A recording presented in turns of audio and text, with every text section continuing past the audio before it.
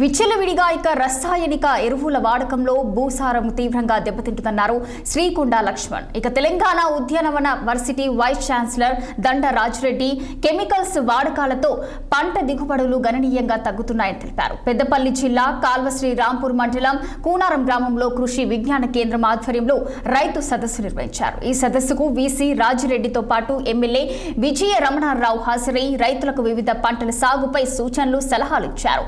భూములు హెల్దీగా ఉండాలంటే అన్నదాతలంతా ఆర్గానిక్ వ్యవసాయానికి అధిక ప్రాముఖ్యతనివ్వాలని సూచించారు వీసీ దండ రాజిరెడ్డి. మరోవైపు రైతులు పంటల మార్పిడి చేసుకుంటూ అట్టి పంటలకు యూరియా వాడకాన్ని తగ్గించాలని కోరారు ఎమ్మెల్యే విజయ రమణారావు.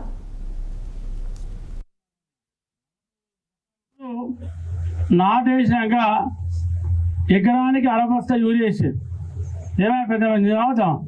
అరబస్తా యూరియా వేసి దానిలో మళ్ళీ డిఏపి అన్న కూర మండలంలో మిక్స్ చేస్తాం. నాటేసినాక అది అరబస్తా, ఇది అరబస్తా. తర్వాత మళ్ళీ ఎప్పుడు వేస్తాం, వరి పచ్చబడతలేదు అంటే మళ్ళీ ఒక అరబస్తా ఎత్తాం, మళ్ళీ పుట్ట దశలో మళ్ళీ అరబస్తా ఎత్తాం. అంటే బస్తాన్నర యూరియాతోని ఎకరం పంట పొలం అయిపోతుండే.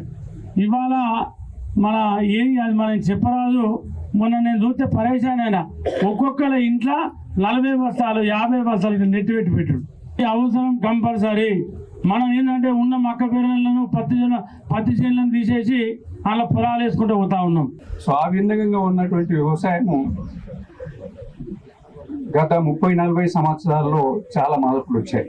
సో గత 10 సంవత్సరాలు 10-15 సంవత్సరాల్లో మనకు 40 లక్షల ఎకరాలు మనకి స్టేట్ ఫార్మ్ అయినప్పుడు వరి పంట ఇప్పుడు ఏ స్టేజ్కి వచ్చింది అంటే 1,20,00,000, 1,10 నుంచి 1,20,00,000 విస్తీర్ణంలో మనం వరి పండిస్తా ఉన్నాం.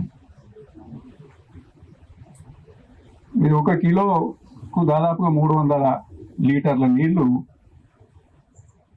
అవసరం పడుతుంది ప్యాడీకి. మనం కష్టపడాలి.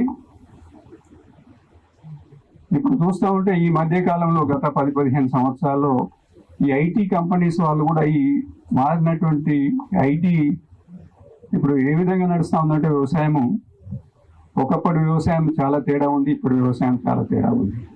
ఒకప్పుడు నాటేసినాక ఎకరానికి అరబస్తా యూరియా వేసేది,